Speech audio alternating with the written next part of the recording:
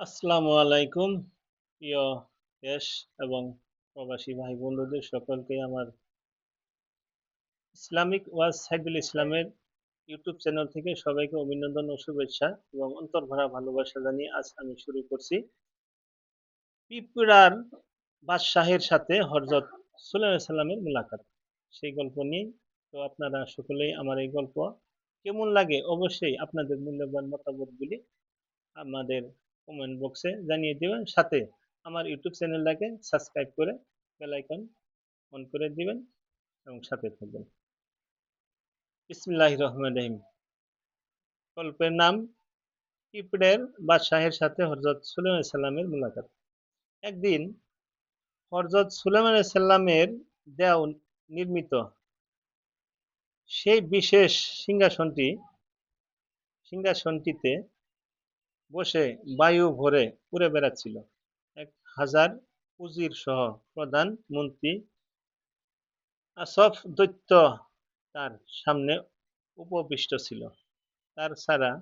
তাছাড়া অন্যান্য দেও, পরী, গড়বন্ধ, কিন্নর ইত্যাদি যথাস্থানে সম্মানের সাথে দাঁড়িয়ে ছিল।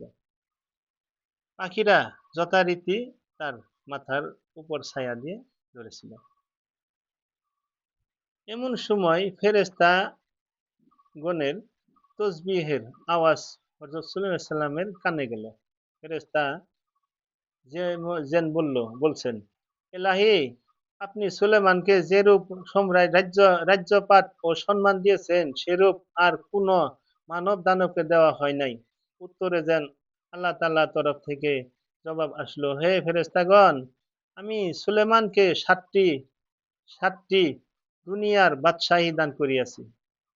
তার সাথে তাকে দান করিয়েছি পেগাম্বরী মতো দুর্ভব সামগ্রী, কিন্তু তাতে তার ভিতর অহংকারের সৃষ্টি হয় নাই। যদি হয়তো তবে আমি তাকে আকাশের থেকে পাতালে ফেলে দিতাম এবং ধ্বংস করে দিতাম। হযরত সুলাইমান আলাইহিস সালামের কথা শুনে তখনই সেজদায় পড়ে আল্লাহ তাআলার শুকর আদায় করলেন। ততক্ষণে বাতাস তার সিংহাসনকে উড়িয়ে পিঁপড়েদের দেশে নিয়ে গেছে।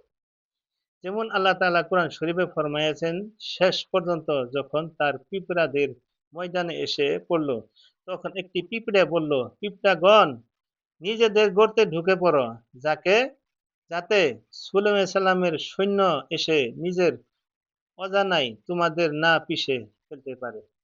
আমাদের কিতাবের লেখা পিষে, আমাদের ঘরোয়া ভাষায় বলে পিঁপড়া ওনাদের মানে প্রজাদেরকে বলতেছে, তোমরা সবাই সাবধান হও, যার যে গর্তে ঢুকে যাও, যেন হযরত সুলাইমান সাল্লামের লোক লস্কর নাইমা তোমাদের অজান্তে মানে না দেখে পায়ের তলায় ফালাইয়া কিন্তু পিষে লেগছে। আমরা যেটা ছানা করে হালানি ঘরোয়া ভাষায় বলে, মানে পায়ের তলে পড়ে মারা যাবো, যার জন্য উনি সতর্ক করে দিলেন পিষে ফেলবে, যার জন্য যার যে গর্তে ঢুকে পড়ো। পিঁপড়ের বাজার এ পিঁপড়ের রাজার এ সাবধান বাণী হযরত সুলাইমান সাল্লামের কানে গেল। হযরত সুলাইমান সাল্লাম এত বড় একটা সম্রাট ছিল, তা কিছুক্ষণ আগে বর্ণনা করছি যে আল্লাহ তাআলা উনাকে বহুত বড় একটা ক্ষমতা দিয়েছিল। আমরা অনেকেই বলি হযরত সুলাইমানি আংটি, ওই সুলাইমান আলাইহিস সালাম উনারে আল্লাহ এত ক্ষমতা দিয়েছে সারা মাখলুকের ভাষাও বুঝে। পিঁপড়া যে এই কথাটা কইছে, তোমরা জার্জি করতে ঢুকে পড়ো, তোমরা পিছে যাবা, এই কথা হযরত সুলাইমান সাল্লাম শুনে আলাইছে। তিনি তখন হেসে বললেন, সুলাইমান সাল্লাম তখন হেসে বললেন, এও তো দেখছি নিজের প্রজাদের মঙ্গলময়দের দিকে সৎভাবে ও মমতার সাথেই লক্ষ্য রাখে। মানে ইয়া তো দেখছি প্রজাগর অতি মঙ্গলময়, মানে করুণা, একটা মায়া মমতা এরও আছে। কথাই হাসলো, সে তার কথায় হাসলো, পিঁপড়ে হাসিয়া লাইল সুলাইমান সাল্লামের এই কথা শুনে। হযরত সুলাইমান সাল্লাম পিঁপড়ের রাজাকে ধরে নিজের হাতের তালুতে তুলে নিলেন এবং তাকে জিজ্ঞেস করলেন, হেই পিঁপড়ারাজ, কেন আপনি নিজের সৈন্যদের বললেন যে সুলাইমান আসছে, তোমরা গর্তের ভিতরে ঢুকে পড়ো, নইলে তার পায়ে পিষে পিষে হয়ে যাবে। আপনি আমার এমন কি জুলুম দেখেছেন? সুলাইমান সাল্লাম পীরবারে কইল, আমি আপনারে কি জুলুম করলাম, কি অপরাধ করলাম, যার জন্য আপনার সৈন্য সামন্ত সব গাতের ভিতর ঢুকবার পেলেন। আমি আপনার কি জুলুম করলাম বা কি জুলুম দেখেছেন? যে অথবা আমার প্রতি জালেমত্ব আরোপ করলেন। আমার উপরে যেন আমি যেন জালিমগিরি করবো, অন্যায় করবো এই ধরনের একটা মনোভাব নিছেন। তখন পিঁপড়ে বলল, হে খোদার নবী, আমি আপনার কিংবা আপনার সৈন্যদের কোনো জুলুম দেখছি বলে আমার সৈন্যদের সাবধান করিনি।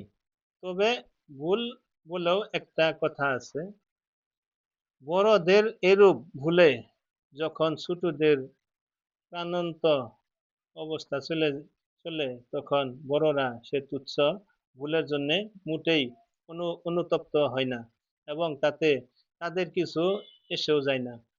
এই যে আপনার আশ্বারোহী সেনাদল এগিয়ে আসছিল তাতে তাদের ঘোড়ার খুরের তলায় যাতে পড়ে পিষ্ট হতে না হয় শুধু সেজন্য এদের হুঁশিয়ারি করে দিয়েছিলেন। আপনি আপনার জনগণকে এভাবেই ভালোবাসেন। জনাব, আমি তাদের সুখে আমার সুখ এবং তাদের দুঃখে আমার দুঃখ অনুভব করি। এক কথায় তাদের সুখ দুঃখের সাথে আমার সুখ দুঃখ অবিভিন্ন অভিন্ন হয়ে গেছে। আল্লাহ তাআলা আমাকে তাদের বাদশা করে দিয়েছেন।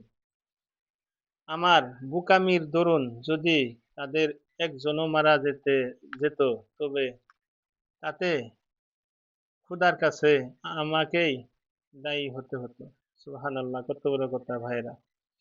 এমনিও যদি তাদের কেউ কোথাও মরে যায় তবে আমাকে তার মৃতদেহ তাদের বাড়িতে পৌঁছে দেবার ব্যবস্থা করতে হবে।